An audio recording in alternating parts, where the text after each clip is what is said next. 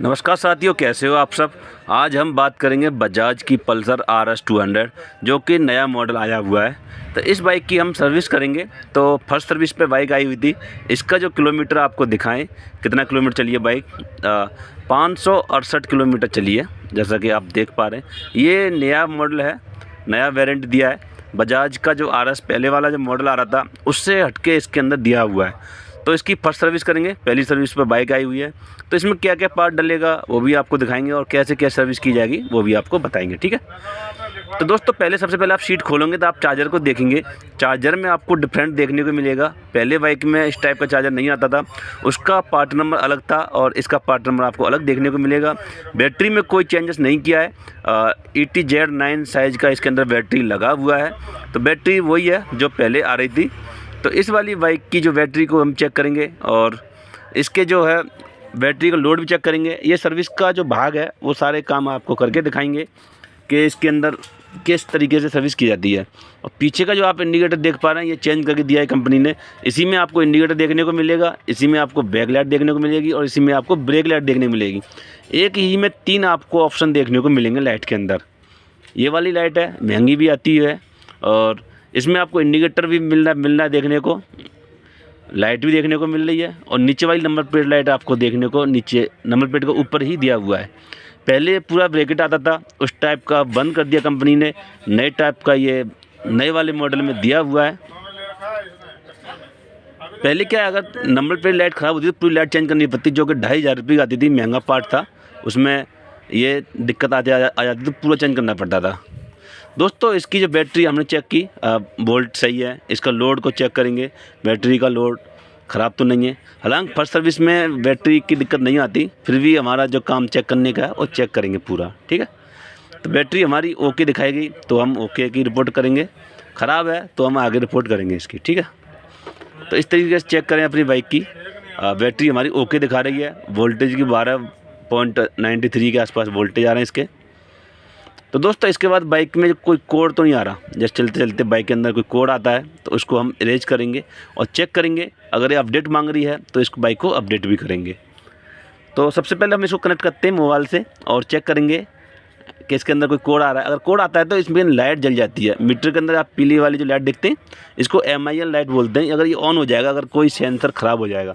हालांकि इसमें ऐसी कोई दिक्कत नहीं आ रही, सेंसर कोई ख़राब नहीं थे, लाइट भी नहीं थे, फिर भी हमें चेक करना चाहिए क्योंकि सर्विस में बाइक आई है तो पूरा चेक करना चाहिए बाइक के अंदर। तो मोबाइल से कनेक्ट किया हमने इसको और इसको चेक करेंगे, फिर हम आपको बताएंगे। अगर कुछ प्रॉब्लम होगी तो भी बताएंगे आपको, नहीं तो फिर इसको चेक करके छोड़ देंगे, ठीक है। तो नया वाला टूल है, उसी से चेक किया जाएगा, जो कि सर्विस सेंटर पर अवेलेबल होता है। बाहर आउटसाइड मार्केट में आपको नहीं मिलेगा। तो कोड को हम चेक करते हैं तो फिलहाल कोई कोड नहीं दिखा रहा, यानी सारे सेंसर जो सबसे सही काम कर रहे हैं। और अपडेट तो नहीं मांग रही, तो फ्लैश वाले ऑप्शन पर जाएंगे, अपडेट देखते हैं कोई अपडेट नया नहीं आया। अपडेट आएगी तो उसका जो नंबर है फाइल नंबर और इसका जो फाइल नंबर आपको दोनों को अलग अलग देखने को मिलेगा। सेम है फाइल नंबर, तो कोई अपडेट नहीं है इसके अंदर, ठीक है। ये करने के बाद दोस्तों इसको हम बैक करते हैं। उसके बाद फिर और जो काम है वो भी चेक करेंगे बाइक के। तो पूरी सर्विस में बताएंगे आपको किस तरीके से सर्विस की जाती है।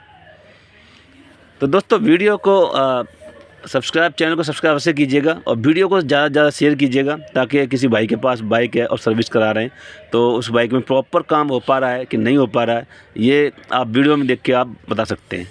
इसके बाद दोस्तों इसमें कूलेंट होता है। कूलेंट का जो लेवल है पहली सर्विस पर कम हो जाता है हमेशा, तो इस चीज़ का आपको ध्यान रखना है कि कूलेंट का अगर लेवल कम है तो आपको कूलेंट पूरा डालना है।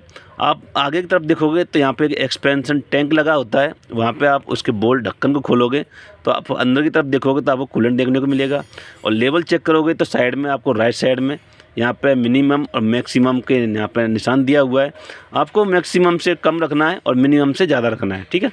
तो इसमें कूलेंट का लेवल कम था तो हम इस बाइक के अंदर थोड़ा सा कूलेंट डालते हैं, कूलेंट को टॉपअप करेंगे ताकि वो अपने लेवल पे आ जाए। तो दोस्तों इस चीज़ का आपको ध्यान रखना है। अब सर्विस सेंटर में जा रहे हैं, अब कोई मैकेनिक भाई हैं तो उनको भी ये ध्यान रखना चाहिए कि इसका कूलेंट है वो लेवल पूरा है कि नहीं है, नहीं तो और भी समस्या आ सकती हैं। तो ये छोटी छोटी चीज़ें जो सर्विस में चेक करना होता है और ज़्यादा कुछ करने की ज़रूरत नहीं होती है। तो जो हम बता रहे हैं इतना ही बता रहे हैं। इस बाइक में नॉर्मल सर्विस के बारे में बताएंगे। तो इसका जो इंजन ऑयल है वो भी आपको चेंज करना पड़ेगा, क्योंकि पहली सर्विस है तो ऑयल चेंज करना पड़ेगा, फिल्टर चेंज करना पड़ेगा। तो यहाँ पे एक लेवल होता है चेक करने का विंडो, जिसमें हम ऑयल का लेवल को चेक करते हैं। तो हम उस साइड से पहले इसका ऑयल को खोलते हैं, ऑयल को निकालेंगे और उसके अंदर क्या क्या होता है वो भी आपको दिखाएंगे कि उसमें कष्ट ज़्यादातर मैकेनिक भाई गलती क्या करते हैं वो भी आपको इसके अंदर दिखाते हैं। ऑयल जब निकालते हैं हम, ऑयल का जो बोल्ट है उसको हम निकालेंगे इसके अंदर। ऑयल ड्रेन वाला जो बोल्ट होता है इसको हम निकालते हैं। तो इसके अंदर आपको एक जाली वाला मिलेगा, जैसे हम फ्यूल ऑयल स्टैंडर्ड फ़िल्टर बोलते हैं, वो वाला जो हम निकालेंगे। तो उसको क्लीन करना होता है, किस तरीके से क्लीन किया जाएगा वो भी आपको दिखाते हैं। तो ये वाला जो बोल्ट अगर आप खोलते हैं तो आसानी से खुल जाएगा। अंदर की तरफ जो जाली निकालेंगे उसमें थोड़ा आपको प्लास्टिक की ज़रूरत पड़ेगी, वो हाथ से आप नहीं निकाल पाओगे। तो जैसे ही आप निकालोगे तो उसमें आप देखोगे उसमें एक मैग्नेट होता है, उसके साइड से चारों तरफ मैग्नेट होता है। तो उसको क्लीन करना होता है। तो हम डीजल से क्लीन करेंगे, उसके बाद थोड़ी हवा मारेंगे उसमें, तो जो भी डस्ट है इसको सही से क्लीन कर लें, नहीं तो फिर ये डस्ट जो है ऑयल में जाएगा, ऑयल के बाद फिर फिल्टर में जाएगा, ऑयल फिल्टर से फिर इंजन में जाएगा, तो वो समस्या खड़ी हो सकती है। तो इसको साफ़ कर लें, डीजल से साफ़ कर सकते हैं, बढ़िया तरीके से साफ़ हो जाएगा, या केरोसिन जो भी है आपके पास उससे साफ़ कर लें। उसके बाद ये दोनों साफ़ हो जाते हैं, ऑयल का बोल्ट है और आपका जो फिल्टर है। इसको साफ़ करने के बाद आपको फिर इसमें आपको अंदर की तरफ से हवा मारनी होगी। हवा मारने के बाद पूरा तरीके से क्लीन हो जाएगा, तभी आप इसको अंदर से लगाएं, ठीक है। नहीं साफ़ नहीं होता है तो फिर उसमें समस्या आ सकती है, हल्का सा जो भी डस्ट रह जाएगा फिर दिक्कत करेगा। ये लगाने के बाद दोस्तों आपको करना क्या है, ऑयल फ़िल्टर खोलना है उधर की तरफ से। ऑयल फ़िल्टर के लिए आपको साइड पैनल खोलने पड़ेंगे और ऑयल के लिए भी साइड पैनल खोलने पड़ेंगे। तो साइड पैनल खोलने के बाद आपको ऑयल फ़िल्टर अंदर की तरफ से निकलेगा। तो हम आपको एक चीज़ बता दें, जब हम इसको खोलते हैं तो इसके अंदर आपको एक वायर देखने को मिलेगा। ये वाला वायर पहले वाले मॉडल में नहीं आ रहा था, इस वाले मॉडल में आपको वायर देखने को मिलेगा। साइलेंसर के अंदर एक सेंसर लगा के दिया है और एक पहले सेंसर आ रहा था, वो भी आपको सेंसर देखने को मिलेगा। बट इस वाले मॉडल में आपको 2 सेंसर देखने को मिलेंगे। ऑक्सीजन सेंसर इस बाइक में 2 दिए हुए हैं। पहले वाले मॉडल में ये सिर्फ एक ही सेंसर आ रहा था, अब इसके अंदर 2 देखने को मिलेंगे। तो इसका मतलब ये है कि जब भी आप फ़िल्टर खोलते हैं तो सावधानी से खोलें या टाइट करते हैं, ताकि ये वायर कहीं कट न जाए या दब न जाए। कट जाए या दब जाए तब भी दिक्कत आ सकती है, और इसको होल्ड ज़रूर कर दें, नहीं तो क्या होता है साइलेंसर पर टच होगा और जल सकता है। तो ये लॉक दिया हुआ है, वायर का लॉक को आसानी से कर दें। और ऑयल फ़िल्टर को हम जब निकालते हैं तो ऑयल फ़िल्टर निकाल के उसमें नया ऑयल फ़िल्टर डालेंगे। तो दोस्तों जब नया ऑयल फ़िल्टर डालते हैं तो उसके लिए आपको ध्यान देना है कि ये वाला जो ऑयल फ़िल्टर निकला है इसमें जो ऑयल रह जाता है वो भी आप सही से क्लीन कर लें, तभी आप नया वाला ऑयल फ़िल्टर को लगाएं उसके अंदर, ठीक है। अगर क्लीन नहीं करेंगे तो उसके अंदर भी थोड़ा बहुत ऑयल रहेगा, उसमें डस्ट रहेगा जो भी है, तो वो फिर काम सही से नहीं करेगा। तो नया ऑयल फ़िल्टर लगाने के लिए आपको क्लीन करना पड़ेगा। उसके बाद जो कैप होता है ऑयल फ़िल्टर का, उस पर जो रिंग लगती है उस रिंग को ध्यान से चेक कर लें कहीं से कट तो नहीं गया।